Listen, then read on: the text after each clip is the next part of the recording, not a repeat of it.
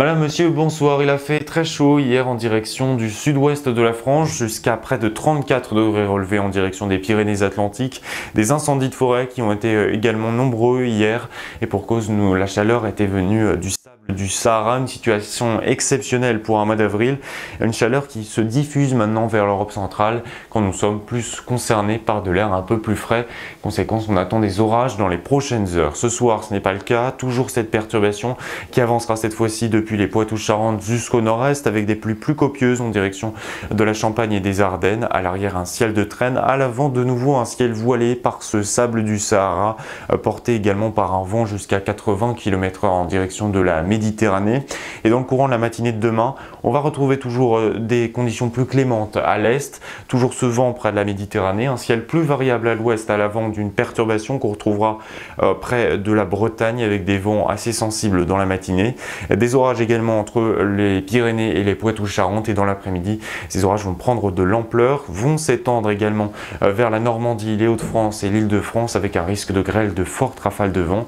On retrouvera ces mêmes phénomènes mais avec une version un peu plus intense en direction du Pays Basque. Et puis près de la Bretagne, cette perturbation elle va avancer, portée par un vent très puissant. On parlera même de tempête en soirée avec des vents qui pourraient approcher les 140 km/h et le tout dans le contexte de fortes marées, ce qui veut dire qu'on approchera les 113 en termes de coefficient de marée mardi et qu'on surveille donc un risque de submersion marine. Demain matin, les températures elles baissent à l'approche de la perturbation, 6 degrés attendus à Rennes et à Nantes, déjà 17 degrés dans le même temps en direction du couloir rhodanien et dans l'après-midi, on parlera même de chaleur en direction de Marseille, 25 degrés également en direction de Lyon ou encore de Grenoble, 28 degrés donc à Marseille, 26 à Strasbourg, 22 degrés à Paris et près de 13 degrés sous le corps de la perturbation, ça ce sera pour Brest. La suite avec donc ces températures très chaudes par rapport au normal de saison, plus 5,2 degrés par rapport au normal de 1980 à 2010 et on va rester dans ce même ordre d'idées sur le sud et l'est de la France. En revanche à l'ouest, vous le voyez, c'est de l'air froid qui s'installe et qui va donc provoquer un contraste thermique responsable justement de nos orages. Pour autant la perturbation elle aura traversé le territoire. Mardi on va la retrouver dans l'est du pays avec de fortes précipitations en direction des Alpes sous forme de neige en altitude, ce qui veut dire que l'air froid sera bien présent. Et puis à l'ouest, on va surveiller ce vent très puissant en direction des côtes jusqu'à 80 km/h, sensible à l'intérieur des terres également, des averses nombreuses. Mercredi, cette perturbation se décalera vers le sud, elle sera aussi suivie par une autre près de l'Atlantique, entre les deux un ciel plus clément. Les températures auront bien chuté et à partir de la seconde partie de semaine, elles vont de nouveau remonter par le sud avec le soleil qui va lui aussi gagner du terrain. On aura quand même les traces d'une perturbation jeudi près du nord-ouest et vendredi sur le nord-est avec un ciel variable et des ondées.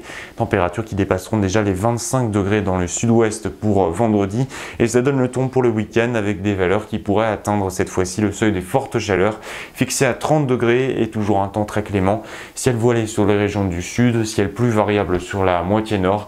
En tout cas à partir de dimanche on surveille progressivement l'arrivée peut-être d'une perturbation, ça reste encore à confirmer. En attendant, on se dirige vers l'Arabie Saoudite pour votre revue météo-climat.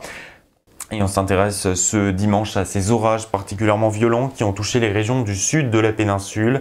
Des orages qui ont porté de fortes précipitations, des grêlons aussi. Et dans une région semi-aride, ça donne donc des crues éclairs, situation qui est amenée à se multiplier avec le changement climatique et ce changement de régime des pluies induit par cette hausse globale des températures. Des pluies qui sont plus rares mais aussi plus intenses. On parle donc de climat semi-aride. Et puis en France, ça ne vous aura pas échappé, on a aussi eu le droit à nos pluies et nos crues et des inondations parfois exceptionnelles qui ont touché les bassins de l'Armançon, de la Roue, du Serein ou encore de la Vienne et de la Creuse. Vigilance rouge déclenchée par les pouvoirs publics et pour autant la situation a nécessité l'évacuation de plusieurs personnes. Des crues qui sont liées aussi à un changement de régime des pluies qui sont amenées à s'intensifier aussi dans cette région du monde avec le changement climatique.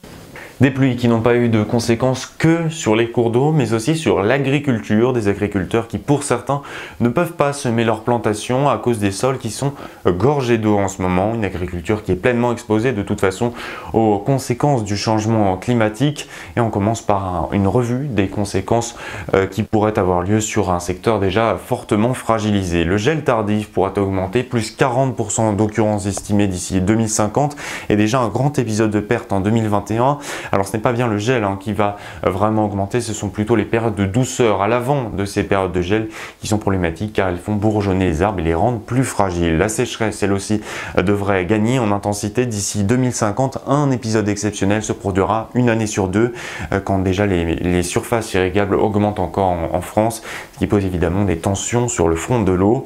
Et puis les orages de grêle pourraient eux aussi augmenter en intensité. On note 3 fois plus de grêles géantes depuis 1950 en Europe, et ce qui signifie aussi l'augmentation des intensités des phénomènes orageux. Avec l'ensemble de ces conséquences qui sont en augmentation, eh bien le bilan va peser lourd, et notamment sur les assurances qui seront plus chères car les indemnisations augmenteront avec le réchauffement climatique. En effet, les conséquences auront de plus en plus de coûts pour nos services d'assurance. Vous voyez donc l'importance de lutter contre le changement climatique, d'autant plus que l'agriculture est absolument essentielle pour notre alimentation. Demain, nous serons le lundi 8 avril, nous fêterons les Julie. Je vous retrouve avec plaisir le week-end prochain.